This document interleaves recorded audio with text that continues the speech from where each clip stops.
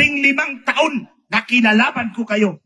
Ang dayaan, nandyan sa Palasyo del Gobernador.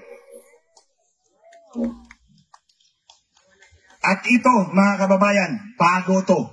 Kagabi lang to tinawag sa akin. George, makinig ka!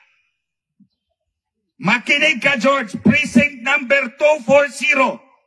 Barangay Santo Niño, Butuan City. Kahapon, nag-testing and sealing ng mga makina sa Butuan City. Ulitin ko, George. Precinct number 250, Barangay Santo Niño, Butuan City. Test ballot number 9. Ang binoto ng watcher ay si Ching Plaza plus 8 konsihal.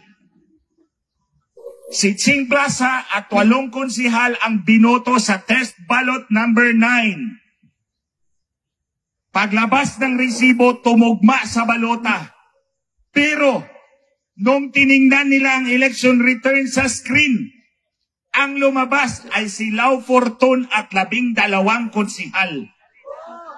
Ayan, George!